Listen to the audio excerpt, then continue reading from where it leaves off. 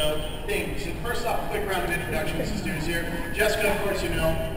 Myself, creative director for DA. Mark Darren, who's the executive producer for the entire franchise, and he's the big boss man. David Gator, our lead writer on virtually everything back to Baldur's Gate 2. And Shane Hocko. Yeah.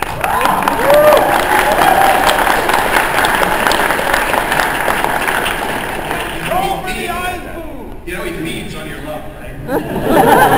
But, yeah, the tears make him even stronger. And Shane Hocko's our assistant art director, also easily the most variable of moods. From heavy metal to enjoying flowers. So I want to open with a disclaimer. We're going to talk about some stuff today, and this stuff is not tied to a specific product. Now, I think you can all do some mental math, maybe even the gymnastics, and figure out what we're really saying. But let's be clear, we're not making graven promises here, but we're talking about some ideas and some feedback we got from you guys. We want to make sure everything you understand is work in progress, it's ideas. However, you can get a pretty good sense of where things are headed for the future. Now, feedback is something we're taking really seriously, obviously, for DA. You know, with DA2, we saw lots of positives, some negative. Obviously, we're taking a long look at that, making sure that the game we're making is A, the game you guys want to see, and B, definitely the game we want to make. So, Mark took a point on this, taking a single thread and saying, I'd like to get some feedback from people as we announce that Dragon Age 2 is concluded, that we're done the active development on the DA2 story. In 3 days, this jumped to 2,800 posts, as you can see, 113 pages. So there was a flood of feedback, and there were a fair amount of topics covered. This is kind of the tip of the iceberg. Some things in there contradict other things on there, which is kind of the nature of things.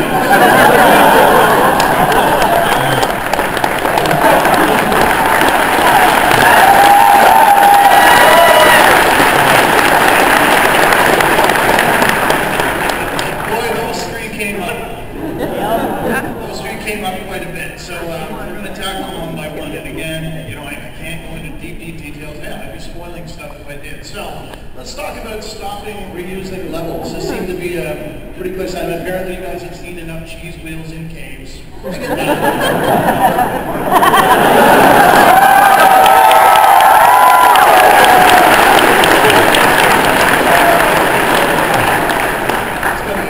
going to take thrashings from the level art team to not put cheese everywhere.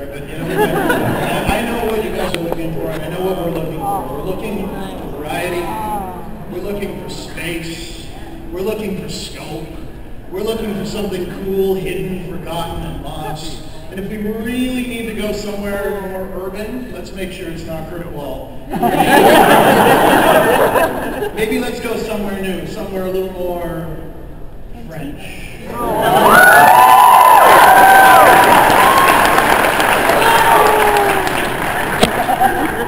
Because they have Jesus. Yes, in other forms, that's the best part. So, decisions that matter. This one's kind of an interesting subject because the big thing is that, I can't talk about, well, what are we doing without spoiling stuff. But I think in essence, we will absolutely make sure that's what we're delivering, including your previous games.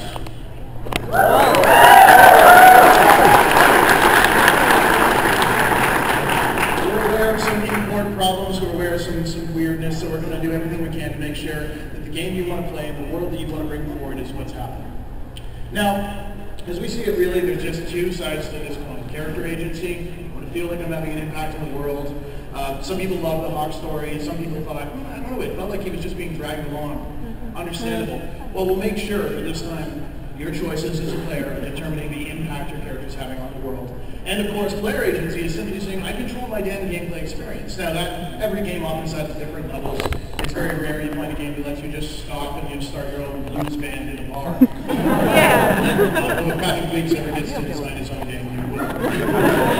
Yeah. But we're going to talk about a piece of player agency right now. See, that's a snake play.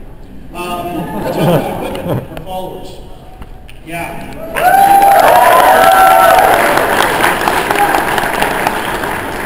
Now, I'm going to pause for just a second and slides here, and I would say, if you guys haven't seen, actually, front row people, do you feel like standing up? We have got some amazing Stand up there.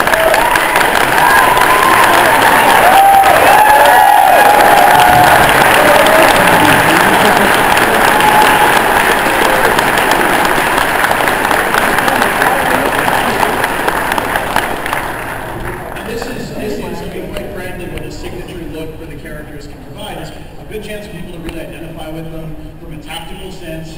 You can look at them in the battlefield and have their own silhouette, their own shape, their own color scheme, and you kind of instantly go, all right, I know who I'm dealing with. If we're doing big, busy battles, that's going to be something that's important. But also, it just gives us a good, strong visual identity as a franchise. So we still think that having a signature look or an iconic look is really important, but we don't want to take away your agency as players. So, suppose in your party you have a gray warrior, let's say, and suppose you had a seeker, you know,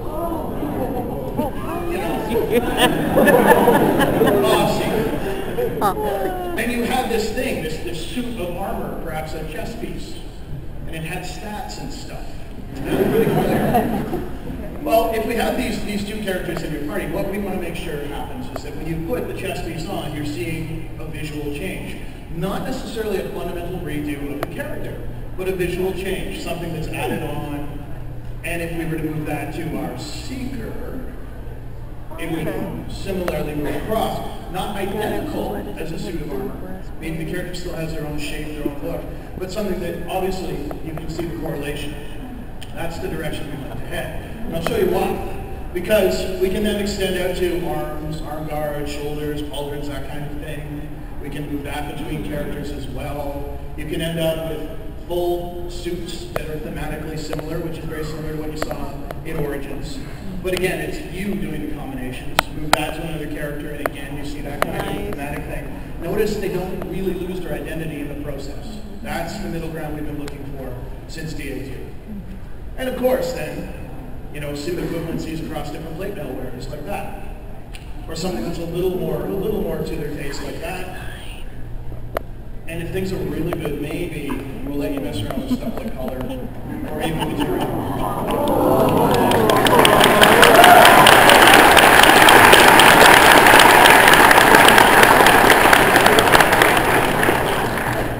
So that should be pretty cool, in theory. And that's all we wanted to show you today. Again, our overall policy for any future project is going to be, if we can't show it to you, we're not going to talk about it. We want to make sure we get there to whoever we can show it. You guys can give feedback. You can tweet it back at us, throw it up on the forums, however you want to discuss it. We'll be happy to talk to you. Right now, though, probably your best way to get feedback is through the microphone right there, because we're going to do open Q&A until our time's up.